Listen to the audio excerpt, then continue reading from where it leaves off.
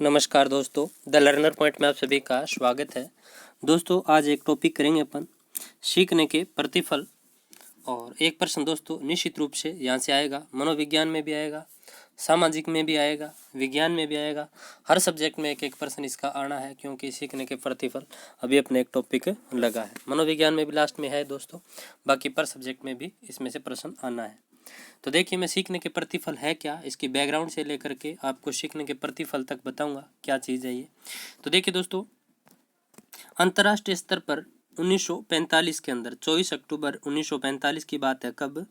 24 अक्टूबर 1945 को यूएनओ की स्थापना की गई, यूनाइटेड नेशनल ऑर्गेनाइजेशन, ठीक है, यानी संयुक्त राष्ट्र संघ की स्थापना की गई थी दोस्तों। और इसकी स्थापना क्यों की? इसलिए की गई कि जो द्वितीय विश्व युद्ध था दोस्तों, उसमें बहुत ज़्यादा जनधन की हानि भी थी और अंतर्राष्ट्रीय शांति बनाए रखने के लिए यूएनओ की स्थापना की गई। अब देखिए दोस्तों, द्वितीय विश्व युद्ध के अंदर जैसे अभी कोरोना के अंदर सबसे ज़्यादा नुकसान किसका हुआ? बच्चों का हुआ। बच्चों की पढ़ाई बहुत ज़्यादा टफ हो गई। वैसे ही दोस्तों द्वितीय विश्व युद्ध से सबसे ज़्यादा दोस्तों हानि हुई थी बच्चों को। और बच्चे ही देश के क्या होते हैं? भविष्य होते हैं। बच्चे देश के क्या होते हैं? भविष्य होते हैं। इसके लिए एक संगठन की स्थापना की यूएनओ ने की। किसने? यूएनओ ने। यूनिसेफ इसकी फुल फॉर्म है दोस्तों, संयुक्त राष्ट्र बाल कोष। इसकी स्थापना की 1946 में, क्योंकि दोस्तों बच्चे हैं वो हर देश के भविष्य है और बच्चों के ऊपर ही निर्भर करता है आगे का विकास, आगे का डेवलपमेंट। तो पूरा का पूरा विकास किस पे निर्भर है? बच्चों पे निर्भर है, बच्चों पर निर्भर है। इसके लिए यूनिसेफ ऑर्गेनाइजेशन की स्थापना की थी यूएनओ ने 1946 के अंदर। पूरा नाम है संयुक्त राष्ट्र बाल कोष। आपसे पूछा जा सकता है सीधा प्रश्न। अब देखिए दोस्तों, ये जो यूनिसेफ है इसका महत्वपूर्ण लक्ष्य क्या था? यानी यूनिसेफ को स्थापित करने का यूएनओ का लक्ष्य क्या था? सतत विकास, यानी जो सतत विकास है उसको बनाए रखना। और दोस्तों जो सतत विकास है उसके 17 लक्ष्य रखे गए। कितने? 17 लक्ष्य रखे गए। उनमें से दोस्तों शिक्षा का जो लक्ष्य है वो लक्ष्य नंबर था 4। कितने नंबर था? 4 नंबर। सीधा प्रश्न पूछा जा सकता है, कोई बड़ी बात नहीं है। और दोस्तों शिक्षा का लक्ष्य नंबर 4 था और इसका महत्वपूर्ण उद्देश्य क्या था? सार्वभौमिक गुणवत्तापूर्ण शिक्षा। ये दोस्तों शिक्षा का लक्ष्य नंबर 4, इसका उद्देश्य था सार्वभौमिक गुणवत्तापूर्ण शिक्षा। तो यहाँ तक आपके कहानी पूरी की पूरी समझ में आ गई होगी कि द्वितीय विश्व युद्ध के बाद यूएनओ की स्थापना की 1945 के अंदर। यूएनओ जो संगठन था उसने बच्चों के लिए एक संगठन की स्थापना की जिसका नाम था यूनिसेफ, और उसकी स्थापना हुई थी 1946 के अंदर, ठीक है। और दोस्तों यूएनओ का उद्देश्य क्या था? यूनिसेफ को स्थापित करने का सतत विकास, यानी जब बच्चे पढ़ेंगे, बच्चों की शिक्षा अच्छी होगी, बच्चों का विकास होगा तो देश का विकास अपने आप ही होगा। तो सतत विकास, और सतत विकास के लक्ष्य कितने रखे? 17 रखे। और उनमें से चौथा लक्ष्य था दोस्तों शिक्षा वाला। और शिक्षा कैसी हो? शिक्षा हो गुणवत्तापूर्ण। कैसी शिक्षा हो? गुणवत्तापूर्ण शिक्षा हो। इसके लिए दोस्तों भारत में क्या प्रयास किए गए? भारत में देखिए दोस्तों, भारत के अंदर एमएचआरडी की स्थापना की गई दोस्तों। एमएचआरडी की स्थापना की गई 1985 के अंदर। कब की गई? 1985 में। ये अभी पीछे दोस्तों इसमें राजस्थान पुलिस में प्रश्न पूछा गया था और मेरा सही हो गया। क्यों हो गया? क्योंकि ये छठी या 7वीं क्लास में दे रखा है एनसीईआरटी के अंदर, तो ऐसे प्रश्न वहाँ मिल जाते हैं अपन को उन्हीं किताबों में से। तो 1985 में स्थापना हुई थी एमएचआरडी की। अभी दोस्तों एमएचआरडी है 1920 में इस संस्था को समाप्त करके नया नाम दे दिया है एमई, शिक्षा मंत्रालय। क्या नाम दे दिया है? शिक्षा मंत्रालय, एमई। देखिए दोस्तों शिक्षा मंत्रालय कहाँ पर? एमई, ठीक है, शिक्षा मंत्रालय। फिर देखिए दोस्तों एक संस्था है अपने एनसीईआरटी का मुख्यालय कहाँ पर है? दिल्ली में है। और एनसीईआरटी का मुख्यालय दिल्ली के अंदर। आपको एनसीईआरटी की फुल फॉर्म भी पता होनी चाहिए। फिर देखिए आरएससीईआरटी, ये संस्था कहाँ पर है? तो ये उदयपुर केंद्र है राजस्थान में। जैसे केंद्र में एनसीईआरटी संस्था है, वैसे ही अपने राजस्थान में आरएससीईआरटी संस्था है। यानी जो शिक्षा मंत्रालय है उसके नीचे काम कौन सी संस्था करती है? सेंटर में एनसीईआरटी करती है। जो पूरा का पूरा माध्यमिक स्तर तक का ये सिस्टम है वो पूरा का पूरा एनसीईआरटी देखती है। और जो राज्य के अंदर है वो अलग अलग राज्यों की अपनी अपनी संस्थाएं हैं। अपने राजस्थान में है RSCERT उदयपुर, किताबों के ऊपर लिखा आएगा दोस्तों, अपने जो माध्यमिक शिक्षा बोर्ड की किताबें है ना उनमें RSCERT उदयपुर। ठीक है, तो ये दोनों संस्थाएं आप ध्यान में रखना। अब देखिए दोस्तों नेक्स्ट, RT 2009 के अंदर 6 से 14 वर्ष तक के बालकों को गुणात्मक शिक्षा दी जाए, इसका जिक्र किया गया है। फिर देखिए दोस्तों, राजस्थान में गुणवत्तापूर्ण शिक्षा कार्यक्रम चलाया गया SIQE, यानी राजस्थान में गुणवत्ता शिक्षा कार्यक्रम, जिसकी शॉर्ट फॉर्म है दोस्तों SIQE। ठीक है, तो ये गुणवत्तापूर्ण शिक्षा क्यों भारत में शुरू की गई है, क्या रीजन है इसके पीछे? क्योंकि दोस्तों यहाँ पर जो यूनिसेफ जो संस्था है उसका उद्देश्य क्या था? गुणवत्तापूर्ण शिक्षा, सार्वभौमिक गुणवत्तापूर्ण शिक्षा। इसलिए दोस्तों अपना जो राजस्थान स्टेट है उसने भी राजस्थान में गुणवत्ता शिक्षा कार्यक्रम शुरुआत किया था, अभी भी चल रहा है दोस्तों। अब ये कार्यक्रम है, इसके अंदर दोस्तों क्या क्या चीज़ें आती है तो देख लीजिए। SIQE यानी राजस्थान गुणवत्तापूर्ण शिक्षा, कक्षा 1 से 5 तक, कक्षा 1 से 5 तक चलाया दोस्तों राजस्थान ने। ABL यानी गतिविधि आधारित अधिगम, CCP यानी बाल केंद्रित शिक्षण, CCE सतत एवं व्यापक मूल्यांकन। ये अपनी शिक्षण विधियों में यहीं से तो प्रश्न आते हैं, इन्हीं चीज़ों में से।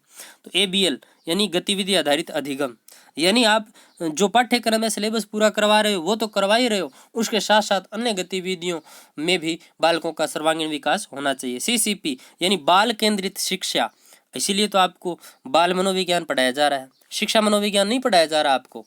रीट के लिए आपको बाल मनोविज्ञान पढ़ाया जा रहा है। शिक्षा मनोविज्ञान सेकंड ग्रेड में पढ़ाया जाता है, शिक्षा मनोविज्ञान फर्स्ट ग्रेड में पढ़ाया जाता है, लेकिन बाल मनोविज्ञान है वो आपको 1 से 8 तक के बच्चों का यदि आपको अध्ययन करवाना है तो आपको बाल मनोविज्ञान का अच्छा ज्ञान होना चाहिए। तो बाल केंद्रित शिक्षा, इसीलिए अपने चाइल्ड डेवलपमेंट पेडागोजी लगती है।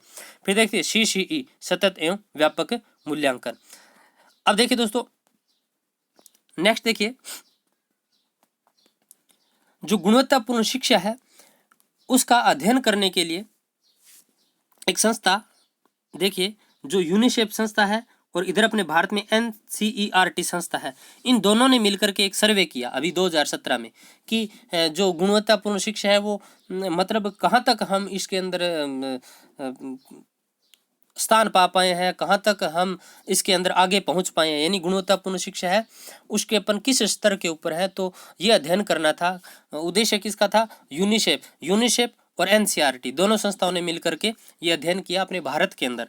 तो एक नेशनल अचीवमेंट सर्वे किया गया, NAS। कौन सा सर्वे? NAS, नेशनल अचीवमेंट सर्वे। किस किस ने मिलकर किया? एक तो यूनिसेफ के मैं बारे में बता चुका आपको, एक NCERT, इन दोनों ने मिलकर के 2017 में NAS सर्वे किया था, यानी राष्ट्रीय उपलब्धि सर्वेक्षण था कि भारत जो राष्ट्र है उसमें गुणवत्तापूर्ण शिक्षा है वो किस पायदान पर है, कौन सा स्टेट है वो किस पायदान पर है, कहाँ पर गुणवत्तापूर्ण शिक्षा दी जा रही है, कहाँ पर गुणवत्तापूर्ण शिक्षा नहीं दी जा रही है। तो देखिए दोस्तों सर्वे किया गया, तो इस सर्वे के अंदर कक्षा 3, 5, 8 इन 3 क्लासों को दोस्तों इसमें शामिल किया गया। और टेस्ट कैसा था दोस्तों? कक्षावार और विषयवार टेस्ट रखा गया। रैंडमली टेस्ट था दोस्तों, मतलब हर बच्चे का टेस्ट तो कैसे लिया जाएगा, लेकिन रैंडमली टेस्ट लिया गया। मतलब सभी स्टेटों में लिया गया लेकिन रैंडमली था, कोई स्कूलों में लिए गए टेस्ट। और इन टेस्टों में दोस्तों कक्षा 3 का जो ये टेस्ट लिया गया, इसके अंदर कर्नाटक ने पहला स्थान पाया, राजस्थान ने 3rd पोजीशन पाई। यानी कक्षा 3 की जो गुणवत्तापूर्ण शिक्षा है उसमें राजस्थान ने 3रा स्थान प्राप्त किया, कर्नाटक ने पहला स्थान प्राप्त किया। कक्षा 5 की यदि बात करें तो कर्नाटक ने पहला स्थान प्राप्त किया, राजस्थान ने 2रा स्थान प्राप्त किया। वहीं दोस्तों कक्षा 8 की बात करें तो राजस्थान ने कौन सा स्थान प्राप्त किया? पहला स्थान प्राप्त किया। तो देखिए दोस्तों यहाँ पर राजस्थान ने बाजी मार ली, राजस्थान ने कौन सा स्थान प्राप्त किया? पहला स्थान प्राप्त किया। फिर देखिए दोस्तों कक्षा 3 के अंदर यदि बात करें जिलों की, तो जिलों में दोस्तों जो कक्षा 3 है उसमें झुंझुनू ने पहला स्थान प्राप्त किया और नागौर ने कक्षा 8 में पहला स्थान प्राप्त किया। तो देखिए दोस्तों अपने जो झुंझुनू जिला है वो कक्षा 3 में गुणवत्तापूर्ण शिक्षा में आगे रहा और कक्षा 8 के अंदर नागौर आगे रहा। अब आप बोल रहे थे ना जो सीखने के प्रतिफल है वो तो क्वेश्चन सीधा सा आएगा, हम कर देंगे, अगर ऐसे प्रश्न आ गया तो कैसे करेंगे? नहीं कर सकते थे लेकिन अब कर लेंगे दोस्तों अपन। नेक्स्ट देखिए LOS यानी सीखने के प्रतिफल, लर्निंग आउटकम्स। ठीक है, अब देखिए दोस्तों, ये क्या है, इसका आधार, सीखने के प्रतिफल का आधार क्या है, तो देखिए NAS 2017 यानी नेशनल अचीवमेंट सर्वे 2017 सीखने के प्रतिफल का आधार है। यानी उसके बाद सीखने के प्रतिफल नाम की एक बुक लगा दी गई अपने पूरे के पूरे जिलों के अंदर, राजस्थान के अंदर जितने भी स्कूल है 8 तक के, उनमें सीखने के प्रतिफल नाम की किताब लगा दी सरकार ने।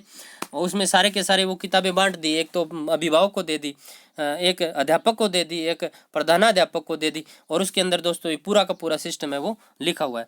तो इसका आधार क्या था सीखने के प्रतिफल का, तो NAS नेशनल अचीवमेंट सर्वे 2017 पीछे जिक्र कर लिया। और सीखने के प्रतिफल लागू कब हुए, तो 2017-18 में लागू हुए, विषयवार और कक्षावार।